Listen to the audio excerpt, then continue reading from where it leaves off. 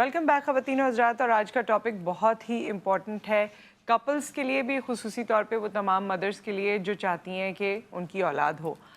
ऐसे बहुत सारे केसेस देखने में आते हैं, मैं सोशल मीडिया पर भी पढ़ती रहती हूँ, अक्सर लोगों ने पोस्ट लगाई हुई होती है कि जी मेरे कंसेक्यूटिव 3 मिसकैरेजेस हो गए, 4 मिसकैरेजेस हो गए, फर्स्ट ट्राइमेस्टर में हो जाते हैं या लेटर ऑन हो जाते हैं। उसकी तहकीक कोई करवाता है, कोई नहीं करवाता, पता चलता है नहीं चलता है, क्योंकि लोग कहते हैं कि नहीं नहीं अभी फिर देखो जो भी कुछ है। और उसके क्या प्रोटोकॉल्स हैं, क्या करने की ज़रूरत है जो हाई रिस्क प्रेगनेंसीज़ होती हैं, या उसमें कितना टाइम देने की ज़रूरत है, या अगर आपका इंडिविजुअल कोई सवाल है, कोई मसला है, तो आप हमें कॉल भी कर सकते हैं। इस हवाले से हमारी गायनेकोलॉजिस्ट भी हमारे साथ मौजूद होंगी और हमारी साइकेट्रिस्ट भी हमारे साथ मौजूद होंगी, क्योंकि ये जब एक दौर से हम गुजर रहे होते हैं, ऑब्वियसली ये ज़िंदगी का पूरा एक महवर है ना, आपका औलाद होना और सारी चीज़ें, उसके साथ डे वन से आपकी अटैचमेंट हो जाती है। और खुदा न खास्ता ऑन द वे अगर वो आपसे बिछड़ जाता है, गो के वो बहुत कम टाइम हो या जो कुछ भी है, तो आप एक ट्रॉमेटिक कंडीशन में आ जाते हैं। तो how to go about it yourself and the people around you, क्योंकि उनका भी बड़ा रोल होता है। इस पे सब पे हम बात करेंगे। हमारे साथ डॉक्टर रुबीना ताहिर मौजूद है, हमारी गायनेकोलॉजिस्ट। अस्सलाम वालेकुम। A very well known personality in the field. काफ़ी डॉक्टर रुबीना के बारे में लोग जानते भी हैं, जानना चाहते भी हैं। डॉक्टर मोनिका वासवानी हमारी साइकियाट्रिस्ट, जो बहुत अच्छे तरीके से हमारा दिमाग दुरुस्त करेंगी। अस्सलाम वालेकुम, कैसी हैं? ठीक ठाक हैं? आप कैसे? मैं ठीक हूँ, थैंक यू। ये सही है ना, सबसे ज़्यादा दिमाग सही करते हैं बहुत प्यारे तरीके से। अच्छा खैर डॉक्टर रुबीना, आपसे ही शुरू करते हैं। अव्वल तो हमारे यहाँ मिस कैरेज को क्या सीरियस लिया जाता है? मेरे ख्याल में अभी भी लोग बहुत सीरियस लेते हैं, बड़े परेशान होते हैं। नहीं, परेशान तो होते हैं, सीरियस उस नौयत के कि फिर इसकी तहकीक करें और इसको सही करें। बहुत कंसर्न होते हैं। देखो यूजुअली क्या होता है, एक लॉस कभी भी किसी को भी हो सकता है। हाँ। तो एक लॉस के ऊपर बहुत ज़्यादा परेशान होने की ज़रूरत नहीं होती। यूजुअली फर्स्ट ट्राइमेस्टर में यानी अर्ली प्रेगनेंसी में अगर एक लॉस हो रहा है ना, तो वो क्रोमोसोमल एब्नॉर्मेलिटी की वजह से होता है, और हर 4 में से एक प्रेगनेंसी ज़ाय होती है। ठीक है, तो 25% प्रेगनेंसी ज़ाय होती हैं, और अगर एक लॉस किसी का हो जाए तो वो बहुत अलार्म होने की ज़रूरत नहीं, वो किसी को भी हो सकता है।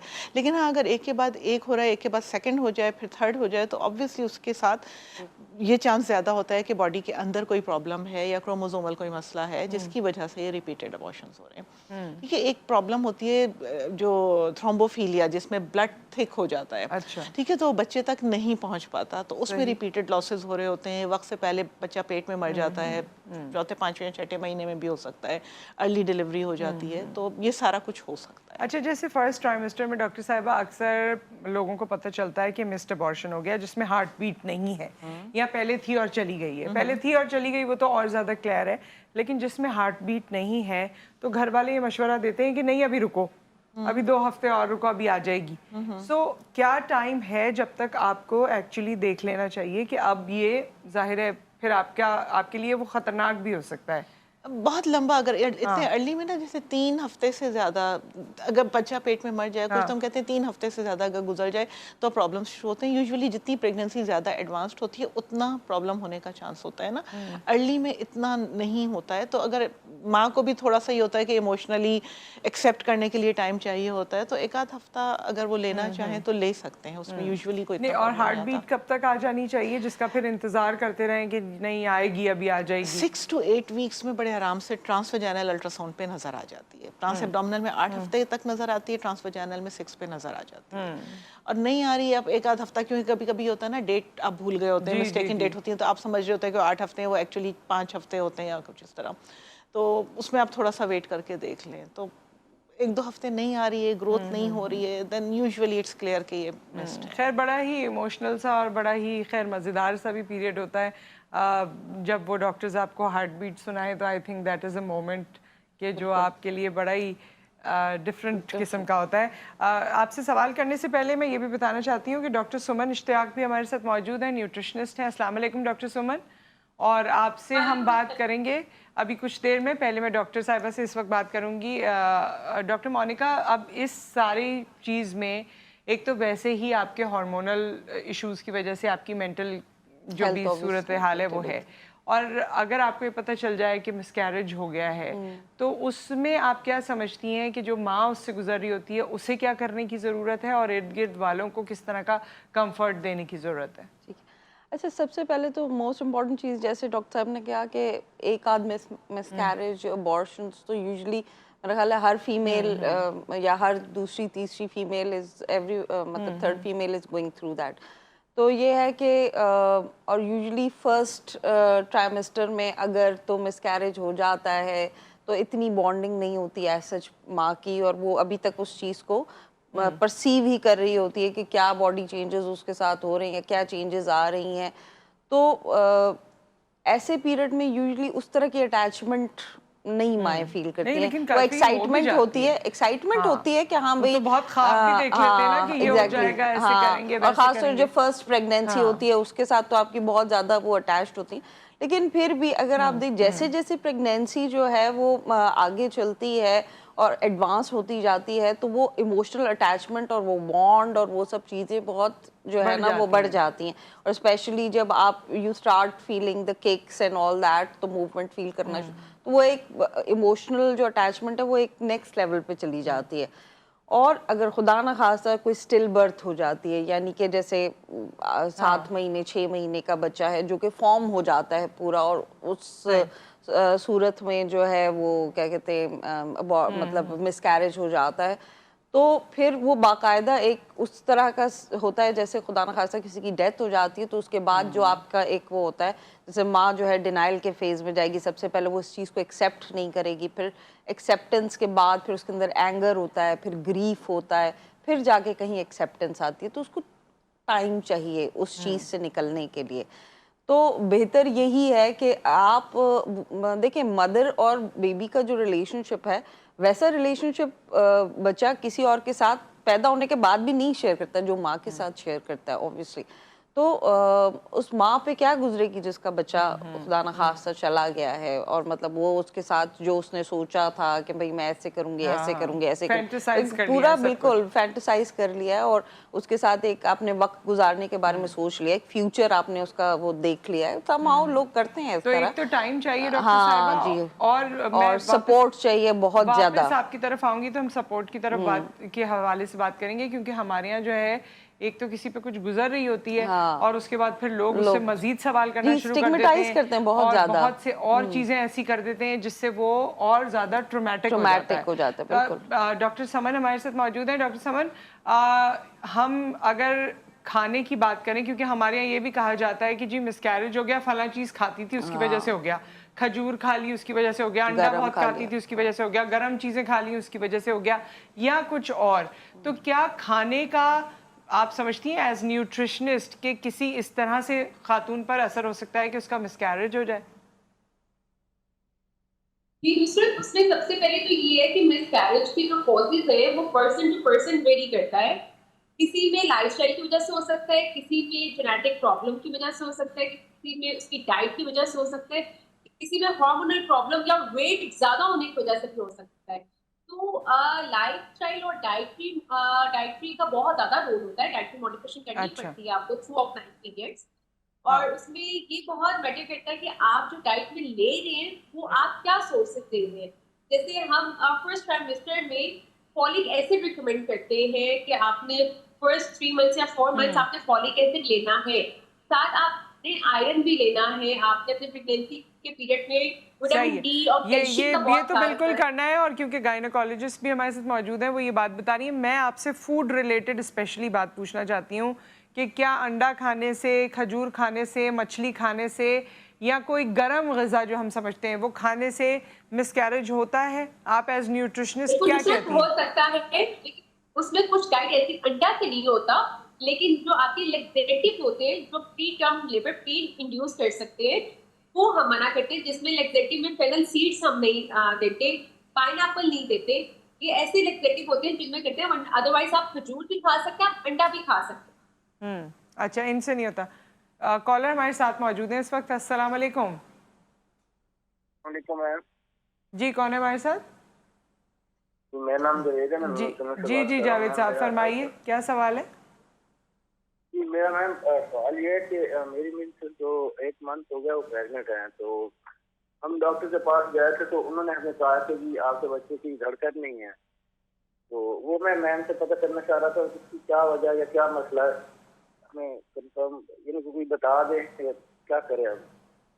अब बाकायदगी से दिखा रहे थे अपनी वाइफ को, डॉक्टर के पास रेगुलर चेकअप्स करा रहे थे, शुरू से अल्ट्रासाउंड वगैरह हुए हैं उनके? नहीं मैम, 1 महीना तकरीबन हुआ है, तो 1 महीने से मिसेस कह रही थी कि मेरे पेट में काफी सारी दर्द हो रही है। तो अच्छा, एक वो ही जब अभी उनको डॉक्टर रफीक को साधा नहीं है अभी ये प्रेगनेंसी 8 महीने की हो गई है कि 1 महीने की हुई है?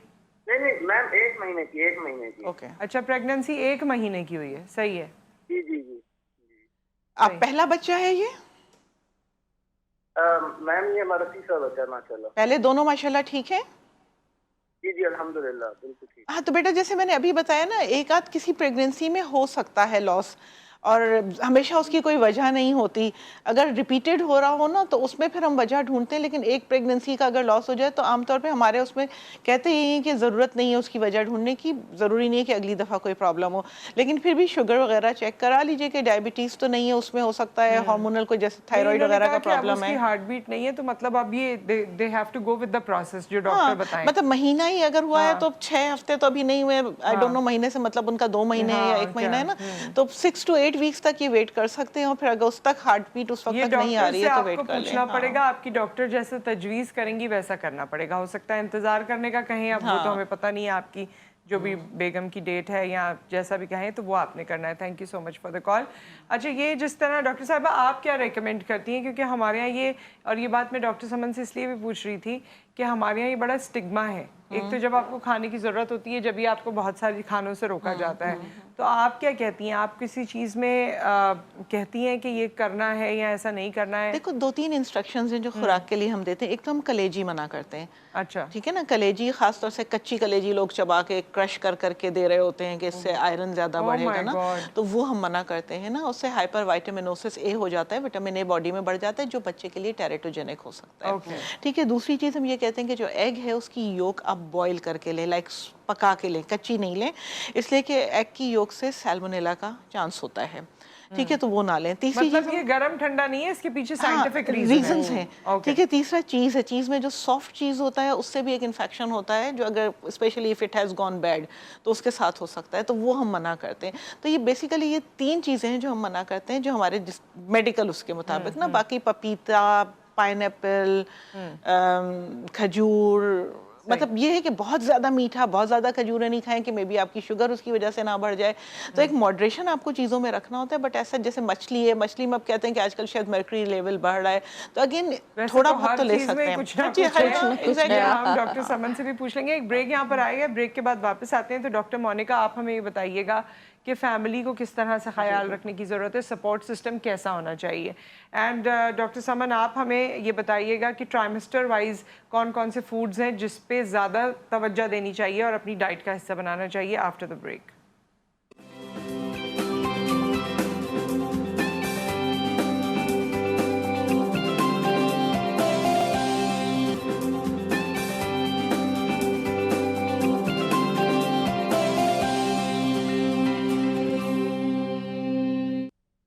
वेलकम बैक ख़वातीन और हज़रात। मल्टीपल मिसकैरेजेस के हवाले से हम बात कर रहे हैं और जिस नोट पर हम बात छोड़ के गए थे वहाँ से शुरू करेंगे। हमारे साथ डॉक्टर रुबीना ताहिर मौजूद हैं, डॉक्टर मोनिका वासवानी हैं, डॉक्टर समन इश्तियाक हैं, और तीनों ज़ाहिर है हर एंगल से इस सब्जेक्ट को कवर करने की कोशिश करेंगे। जिस पॉइंट पर हम ब्रेक पे गए थे डॉक्टर मोनिका, कि फैमिली का क्या सपोर्ट होना चाहिए, पर्टिकुलरली हस्बैंड का? देखें, बहुत इम्पोर्टेंट है कि इमोशनल सपोर्ट जो है वो पर्टिकुलरली हस्बैंड का बहुत बहुत बहुत ज़रूरी है। ठीक है, ज़ाहिर है सिर्फ बच्चा जो है वो माँ का तो नहीं होता है, दोनों का होता है, और इट्स वेरी इंपॉर्टेंट, और दोनों को ही इमोशनल सपोर्ट की ज़रूरत होती है, एक दूसरे के इमोशनल सपोर्ट की। एक दूसरे को इल्ज़ाम दराजी करना या कि तुम्हारी वजह से ऐसे हुआ, या अगर जैसे लेट्स सपोज फीमेल पार्टनर्स भी होती हैं, वो भी कहती हैं कि तुम्हारी वजह से ऐसे हुआ, तुमने टाइम पे नहीं दिखाया, तुमने ऐसे नहीं किया है, तुमने मतलब कुछ भी, या तुम्हारी फैमिली की वजह से हुआ, ये काम करवाया, ये किया, उसकी वजह से हो गया। एक दूसरे को जो है वो इल्ज़ाम लगाने के बजाय एक दूसरे को इमोशनल सपोर्ट दें। अल्लाह की मर्जी होती है हर चीज़ में, ठीक है, लेकिन यह है कि और ख़ास और पर्टिकुलरली फीमेल्स को अपने हस्बैंड से ही सपोर्ट की ज़रूरत होती है। ठीक है, टेंडर, लविंग, केयरिंग सपोर्ट कहा जाता है, एक फिनोमेना है बेसिकली। अगर वो फीमेल्स को दी जाए तो ये बहुत मतलब ये रिसर्च कहती है कि नेक्स्ट टाइम प्रेगनेंसी के चांसेस बहुत हाई होते हैं, मतलब जो है ना मिसकैरेजेस के अगर आपके इर्द गिर्द जो है वो चीज़ें इमोशनली अब्यूजिव हैं या कोई आपको इमोशनली सपोर्ट नहीं कर रहा और आप उसी तरह डिप्रेस्ड हैं, एंजाइटी में हैं, तो फिर नेक्स्ट टाइम भी जो है वो मिसकैरेजेस के और इस तरह चांसेस बहुत बढ़ जाते और हैं। अगर बच्चा दुनिया में भी आ जाता है तो उसकी भी नफ्सियाती कंडीशन जी कुछ जी ऐसी बिल्कुल डिस्टर्ब हो सकती है ना। नफ्सियाती कंडीशन तो नहीं, लेकिन ये है कि हाँ अगर माँ की साइकोलॉजिकल कंडीशन अच्छी नहीं है, लेट्स सपोज, ठीक है, ड्यूरिंग द प्रेगनेंसी या आफ्टर प्रेगनेंसी, हमने पोस्टपार्टम जी, डिप्रेशन और जी। उस पर हमने काफी बात की थी लास्ट टाइम, लेकिन अगर माँ, तो वो बच्चे को कैसे, how is she going to take care of impact तो यानी बहुत फिर भी ज्यादा आता है इम्पैक्ट, ना। बहुत ज्यादा इम्पैक्ट आता है। और जाहिर है अगर माँ को आप सही तरीके से केटर नहीं करेंगे तो उसकी जाहिर डाइट, उसका इमोशनल हेल्थ, तो फिर ऑब्वियसली बच्चे की भी सेहत पे उसका कहीं ना कहीं इनडायरेक्ट इफेक्ट तो आएगा। अच्छा डॉक्टर समन, क्योंकि आज आप यहाँ पर मौजूद हैं तो हमें अगर ट्राइमेस्टर वाइज आप वो खाने बता दें या वो फूड बता दें जो जिनकी न्यूट्रिशनल वैल्यू है और आप समझती हैं एज न्यूट्रिशनिस्ट के वो मदर्स को ज़रूर अपना इंटेक रखना चाहिए for healthy pregnancies and healthy babies. अच्छा नुसरत, सबसे पहले तो एक माँ का हेल्दी होना वो बहुत जरूरी है। एक सेहतमंद माँ ही एक सेहतमंद औलाद को पैदा करती है। बिल्कुल। सबसे पहले तो ये, अगर न्यूट्रिशन की बात करें तो थ्रू आउट 9 मंथ्स हम ये कहते हैं कि आपने अपना एचपी जो है वो मॉनिटर करते रहना है। एचपी आपका आयरन के सोर्सेज से जो है वो नॉर्मल रहता है। आयरन आपका आपके मीट पोर्शन में होता है, लेकिन वही बात कि आपने प्रॉपर कुक करके चीजें लेनी होती है। अनकुक रो फॉर्म में कोई भी चीज फॉर प्रेगनेंसी आपने कंज्यूम नहीं करनी होती। सही। आपके मीट पोर्शन में आयरन पाया जाता है, ग्रीन लीफी वेजिटेबल्स में पाया जाता है। उसके साथ हम आयरन के साथ विटामिन सी के सोर्सेज देते हैं, आपके सिट्रस फ्रूट्स होते हैं। आप समटाइम्स ये होता है कि पेशेंट जो है वो डाइट भी ले रहे होते हैं, सप्लीमेंट भी ले रहे होते हैं, लेकिन उनको टाइमिंग का नहीं पता होता कि हमने किस टाइम पे लेना है और किस फूड सोर्स के साथ लेना है ताकि उनकी एब्जॉर्प्शन अच्छी हो। तो आयरन और विटामिन सी के जो मल्टी विटामिन है हम वो ड्यूरिंग मील्स जो है वो रिकमेंड करते हैं। उसके साथ कैल्शियम और विटामिन डी का बहुत रोल होता है, जो हम मॉर्निंग में आफ्टर ब्रेकफास्ट वो उनको रिकमेंड करते हैं कि आप कैल्शियम के जो सप्लीमेंट्स है वो ले सकते हैं। और कैल्शियम के सोर्सेज आपके दूध दही में मिलते हैं, आपके नट्स में मिलते हैं, आपके चीज वाले फॉर्म में मिलते हैं। इसके अलावा जो विटामिन डी है वो आप सप्लीमेंट्स की फॉर्म में कर सकते हैं, क्योंकि अनफॉर्चुनेटली विटामिन डी की बायोअवेलेबिलिटी हमारे फूड सोर्सेज में बहुत कम पाई जाती है। इसके साथ साथ आप कैल्शियम हो गया, विटामिन डी हो गया, आयरन, आपने विटामिन सी और फॉलिक एसिड, और इसके अलावा ओमेगा 3, ये आपके जितने हेल्दी सीड्स है, आपके हेल्दी नट्स है, उनमें पाया जाता है। ग्रीन लीफी वेजिटेबल्स में पाया जाता है। आपके प्लांट बेस्ड ऑयल जो होते हैं उनमें ये ओमेगा 3 पाया जाता है। तो आपने ये सारी चीजें एक मॉडरेशन में लेनी होती है। अच्छा, क्या न्यूट्रिशनिस्ट के पास जाना चाहिए जब आप प्रेगनेंसी है? वैसे तो लोग गायनेकोलॉजिस्ट के पास ही बड़ी मुश्किल से जा रहे होते हैं, लेकिन न्यूट्रिशनिस्ट का क्या रोल है आप समझती हैं? न्यूट्रिशनिस्ट से कोई आपको प्लान लेना चाहिए, ये इससे कोई फायदा होता है? बिल्कुल नुसरत, जैसे अभी हमने बात करी थी कि नॉर्मली पेशेंट्स को यही नहीं पता होता कि उन्होंने किस फूड को वो आयरन की सप्लीमेंट या आयरन का सोर्स दूध के साथ ले रहे होते हैं, कैल्शियम के साथ ले रहे होते हैं, जो आपकी एब्जॉर्प्शन को रोक देता है। तो आपको अपने 9 मंथ्स होते हैं उसमें 1 से 2 बार अपना विजिट जरूर न्यूट्रिशनिस्ट और डाइटिशियन को करना चाहिए, ताकि आपको पता चले कि आपकी हेल्दी फूड सोर्सेज क्या है और कौन कौन से सप्लीमेंट्स आप उन फूड सोर्सेज के साथ किस टाइम पे ले सकते हैं। सही। अच्छा डॉक्टर साहिबा, अब जिस तरह हमने मल्टीपल रीजंस, एक तो रीज़न आपने वही बताया कि कोई क्रोमोसोमल इस तरह का इशू है, लेकिन ओवरवेट होना, या आप समझती हैं कि डाइटरी या लाइफस्टाइल जिस तरह के हमारे इश्यूज अब हो गए हैं उससे भी मिसकैरेजेस पे फर्क पड़ता है? देखो, ओबेसिटी में ज़्यादा चांस होता है। पीसीओ के केसेस में जब वो कंसीव करते हैं तो कंपैरेटिवली ज़्यादा लाइकली होता है कि वो अबॉर्ट कर देंगे। और एज के साथ, जैसे एज बढ़ती है उसके साथ एक्सट्रीम ऑफ एजेस है, बहुत यंग लड़कियों में प्रेगनेंसी हो रही है या ज़्यादा एज में प्रेगनेंसी हो रही है, उन दोनों में लॉस का चांस ज़्यादा होता है, मिसकैरेज का चांस ज़्यादा होता है। फिर साथ में डिफरेंट जो आपको अगर कोई बीमारियां हैं, जैसे डायबिटीज़ है, वो भी तो लाइफस्टाइल डिजीज़ है ना, थायराइड का है, अगर वो लेवल आगे पीछे उसमें हो सकता है, ब्लड प्रेशर अगर आपका अदरवाइज ही ज़्यादा चल रहा है, अंडर कंट्रोल नहीं है, उसमें प्रॉब्लम हो सकता है। तो बहुत सारी चीज़ें हैं जो अफेक्ट करती हैं। Stress, yes it can affect, but alone इतना ज़्यादा कि उससे मिस्ड अबॉर्शन हो जाए, मैंने इतना नहीं देखा।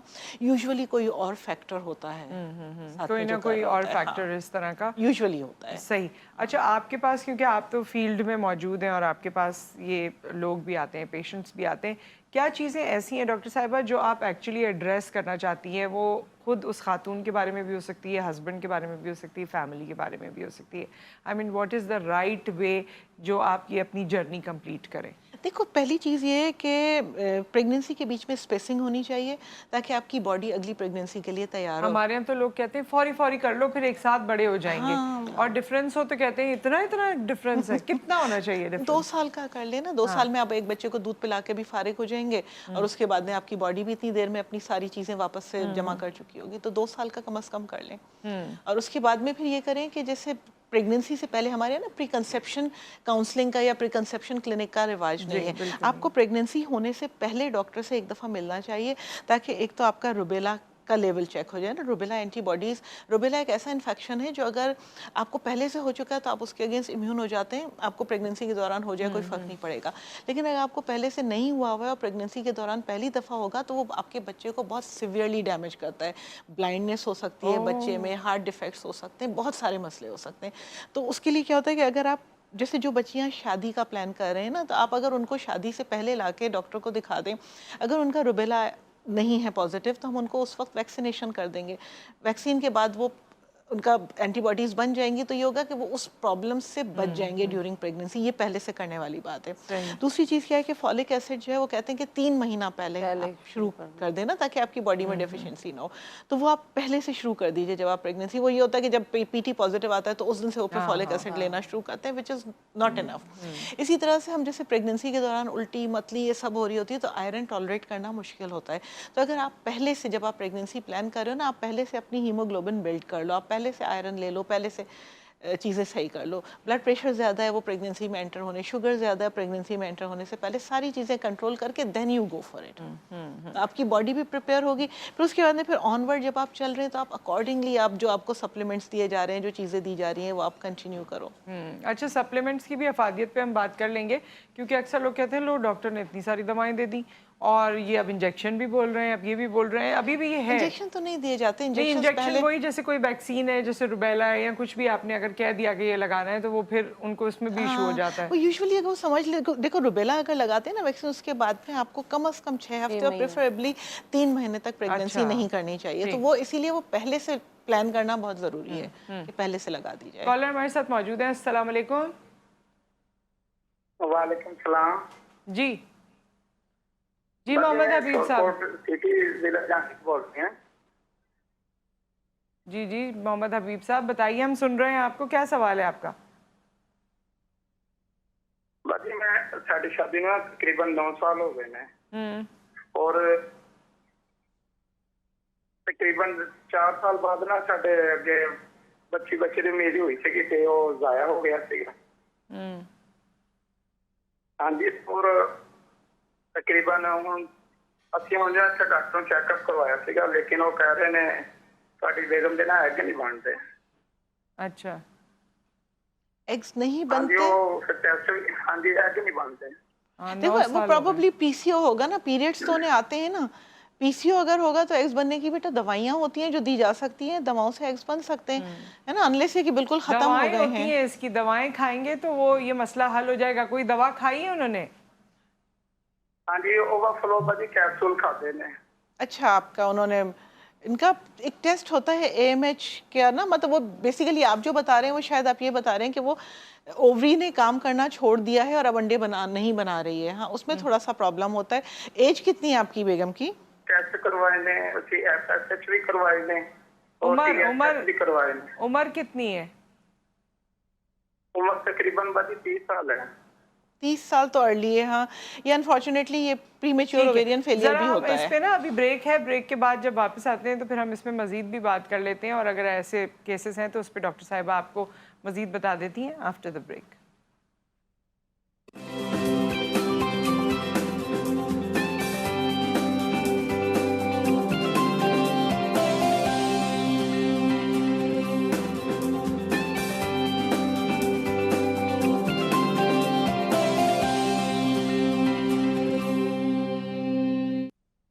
Welcome back. और हम बात कर रहे हैं आज मिसकैरेजेस के हवाले से। प्रेगनेंसी से रिलेटेड कोई भी आपका सवाल है, उस पूरे दौर से रिलेटेड कहीं भी आपको कोई ऐसी चीज़ लगती है जो आप पूछना चाहते हैं, गायनोकोलॉजिस्ट से पूछना चाहते हैं, तो डॉक्टर रुबीना हमारे साथ मौजूद हैं। अगर आप मेंटली किसी बात में डिस्टर्ब हैं तो डॉक्टर मोनिका हमारे साथ मौजूद हैं, आप उस हवाले से भी उनसे बात कर सकते हैं।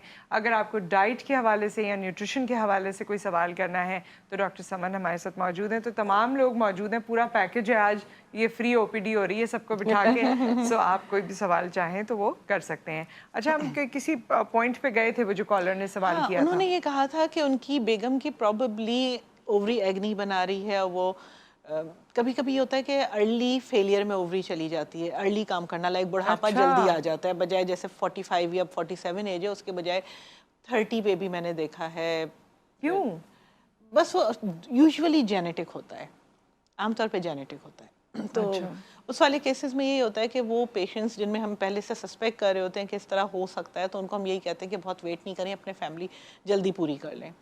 और इन्होंने जो कहा है, अब ये कह रहे थे इन्होंने टेस्ट भी कराए, मे बी ये मुझे व्हाट्सएप कर दें अपनी रिपोर्ट्स, तो देख करके मैं इनको ज़्यादा बेहतर बता सकती हूँ। लेकिन ये कि 9 साल हो चुके हैं, शादी के 4-5 साल बाद मिसकैरेज हुआ था, और फिर इनका तो ये वाली कंडीशन जो इन्होंने बताई है, इसमें क्या फिर आईवीएफ वगैरह की तरफ जाते हैं या वो भी अगर पॉसिबल देखो नहीं है? ओवरी काम करना छोड़ देगी तो इवन आईवीएफ भी में भी कोई खास सक्सेस का चांस तो नहीं उसकी होता। कोई दवा, कोई प्रोसेस, अभी कोई तक ऐसी अभी चीज तक नहीं नहीं है? है। वो खुद ब खुद कभी कभी ये होता है, जैसे नहीं ट्रेन पटरी से उतर जाती है वापस पटरी पे आ जाए, तो खुद ब खुद सही हो जाता है। लाइक कितने पेशेंट्स हैं जिनका बिल्कुल जीरो चांस लगता था, और वो खुद ब खुद कंसीव करके आ जाते थे। बस अल्लाह से दुआ हाँ, करें, अल्लाह फिर से दुआ यही है। करें। और बाकी आपको सोशल मीडिया पे कनेक्ट कर हाँ सकते हाँ, हैं। फेसबुक पे मैसेज अपनी रिपोर्ट्स भेज अच्छा, दें। हाँ। तो वहाँ से आपको पता चल जाएगा अगर फेसबुक पे आप डॉक्टर रुबीना को बता देते हैं। जी डॉक्टर साहिबा, अब आप किसको मशवरा देंगी ये बताइए। बस मैं यही, सबसे इम्पोर्टेंट चीज़ जो है ना वो यही है कि ख़ासतौर पे रिकरेंट अबॉर्शंस में या रिकरेंट मिसकैरेजेस में जो मैंने देखा है कि फीमेल्स के अंदर बहुत ज़्यादा डिप्रेशन, एंग्जाइटी और अच्छा, ये वाला खौफ भी होता है कि हाँ, नेक्स्ट प्रेगनेंसी में ना, pregnancy जैसे ही में। आप प्रेग्नेंट हुए Exactly. तो वो खौफ आपके बिल्कुल बहुत होता है। बहुत ज़्यादा, और वो एंग्जाइटी की वजह से पहले तो लोग कंसीव नहीं कर रहे। इवन के मैंने ये देखा मेंस्ट्रुअल साइकिल इरेगुलर हो जाता है, मतलब वो स्ट्रेस इतना लेते हैं कि जिसकी कोई हद नहीं है, जैसे नहीं, और जो है क्या कहते हैं कंसीव नहीं कर पा रहे होते हैं। तो मैं उनको कहती हूँ आप रिलैक्स करें, थोड़ा सा सेटल हो जाएं, फिर उसके बाद आहिस्ता आहिस्ता चीज़ें ठीक हो जाती हैं, यू विल कंसीव। ठीक है, अगर कोई बहुत ज़्यादा मेजर इश्यूज नहीं है और वो ज़ाहिर आप गायनोकोलॉजिस्ट से कंसल्ट कर रहे हैं और वो सारे आपके ज़ाहिर इन्वेस्टिगेशंस हो रही हैं सब, अगर आप रिलैक्स रहेंगे तो आपके जो है कंसीव करने के चांसेस और उसको सस्टेन करने के चांसेस भी ज़्यादा होंगे। लेकिन लोग, मसला ये है कि हमारे यहाँ स्टिग्मा इतना ज़्यादा है, वो जो फैमिली वाले होते हैं, जो ससुराल वाले हैं, वो इतना ज़्यादा चीज़ों को स्टिग्मेटाइज कर देते हैं, और फिर ये कि इससे तो औलाद नहीं हो रही, इतने साल हो गए हैं और जो है दूसरी शादी कर दो। मतलब मर्दों का इवन तक ये वो दिमाग में होता है कि अगर नहीं हुई औलाद, मतलब लिटरली औरतें आके हमें कहती हैं कि अगर मैं मतलब मैं नहीं बच्चा पैदा करके दिया तो ये दूसरी शादी कर लेगा। और ये नहीं कि कोई स्पेसिफिक तबका है, हर तबके की खवातीन जो हैं उनको ये डर होता है कि अगर हमने बच्चा नहीं पैदा करके और दिया इस तो स्ट्रेस की वजह से हाँ, हो सकता है आगे कंसेप्शन हो ही ना रहा हो। कंसेप्शन नहीं हो रही है, या फिर उसके बाद भी वो इतना स्ट्रेस में रहती हैं कि वो जो है मिसकैरेजेस के चांसेस वैसे भी बढ़ जाते हैं, क्योंकि आप प्रॉपरली फिर ट्रीटमेंट फॉलो नहीं करते हैं, प्रॉपरली हर चीज़, आप रिलैक्स नहीं रहते हैं, आप अपनी डाइट का ख्याल नहीं रखते हैं। अगर आप एंग्जाइटी में होते हैं फिर आपका कुछ भी करने का दिल नहीं करता, फिर आप उस तरह नहीं, एक हेल्दी मदर जो होती है वो उसके अच्छे चांसेस होते हैं कंसीव करने के भी, और फिर आगे जो है उसको प्रेगनेंसी को सस्टेन करने के भी। डॉक्टर समन, क्योंकि अब प्रोग्राम के कुछ लास्ट मिनट्स बचे हैं, तो कोई आप ऐसी बात कहना चाहें, कोई मशवरा देना चाहें, और ख़ुसूसी तौर पे अब जो मौसम आ रहा है, गर्मी का मौसम है, इस दौरान जो लोग इस दौर से गुजर रहे हैं, प्रेगनेंसी से गुजर रहे हैं, फिर आम आ जाएंगे, तो ये सारी चीज़ों पे अगर कोई ऐसा आप आइडिया देना चाहें, कोई मशवरा देना चाहें प्रेग्नेंट ख़वातीन को। ये दूसरे उसमें तो सबसे पहले ये है कि आपने जो भी खाना है वो आपका ये हो कि आप प्रॉपर एक मॉडिफिकेशन में खाएं, सब कुछ खाएं लेकिन एक मॉडिफिकेशन में खाएं, प्रॉपर कुक करके खाएं, बैलेंस डाइट लें और उसमें फ्रूट्स और वेजिटेबल्स का बहुत ख्याल रखें। आजकल जैसे मौसम है, अपनी हाइड्रेशन का बहुत ख्याल रखें और कैफीन का, चाय कॉफ़ी का जो कंजप्शन है वो कम से कम रखें और फिजिकल एक्टिविटी में खुद को ज़रूर एंगेज करें। सही, बहुत बहुत शुक्रिया डॉक्टर समन आपका, डॉक्टर रुबीना आपका, और डॉक्टर हमारे साथ वासवानी कहूँगी मैं वो कहना चाह रही थी सेकंड नेम आपका। बहुत बहुत शुक्रिया आप सबका और आपके इन तमाम मशवरों का, एंड आई होप कि लोगों तक ये बात पहुँचे। कोई डॉक्टर साहिबा कोई बात अगर अभी भी याद आ जाए जिस पे आपका बहुत दिल दुखता हो तो वो कह दें, आखिरी मैसेज दे दें। अभी वो कह रहे थे ना कि वो कहते हैं कि अगर इतना टाइम नहीं मिला तो फिर वो शादी मैंने कितनी दफ़ा देखा है ना कि प्रॉब्लम हस्बैंड में होती है, वो दूसरी और तीसरी शादी करने के लिए तैयार बैठे होते हैं ना, मतलब वो बड़ा अफसोस वाला होता है बात ना कि आप, और मैनी टाइम उन्हें पता भी होता है बट वो बता नहीं रहे होते, अपनी मदर को नहीं बताते, अपनी फैमिली को नहीं बताते, वो वाइफ को ब्लेम लेने देते हैं। वो मुझे बड़ी अजीब सी लगती है ना कि मतलब एटलीस्ट इतना तो स्टैंड अप करो ना, और वो बहुत खुशी खुशी दूसरी शादी भी कर लेते हैं। और दूसरी अपना टेस्ट नहीं कराते, अपना टेस्ट नहीं कराते ज्यादा ये है। इवन मतलब ऐसा भी मैंने देखा है कि मतलब लेट्स सपोज अगर फर्टिलिटी के इश्यूज आ रहे हैं तो आदमी को टेस्ट कराने के लिए वो बिल्कुल जब तक डॉक्टर 30 मतलब कई मर्तबा नहीं बोलेगी तब तक वो, और वो भी आखिर में भी बहुत सारे ऐसे लोग होते हैं जो नहीं कराते। आई डोंट नो ये क्या मसला है। बहरहाल ये एक जॉइंट वेंचर है, मियाँ बीवी दोनों का ही औलाद होती है, और तमाम उनके जो स्पेशलिटी है या लुक्स हैं या जो कुछ भी है वो जेनेटिकली आप एक इंसान में पास ऑन करते हैं, जो आपकी औलाद होती है, तो दोनों का ही उसमें रोल है और दोनों का ही रोल रहना चाहिए। So with that once again thank you so much आप सबकी तशरीफ़ आवरी का। यहाँ पर हम आपसे इस वक्त अल्लाह हाफिज़ कहेंगे। अपना ख्याल रखिए, दुआओं में याद रखिए, और ये तमाम बातें जो की जाती हैं इनको सीरियसली अडॉप्ट करने की भी कोशिश कीजिए। बात तो हो जाती है लेकिन इसकी अडॉप्शन ज़रूरी है। नुसरत हारिसन टीम आपसे इजाज़त चाहते हैं, फिर मुलाकात होती है। अल्लाह हाफिज़।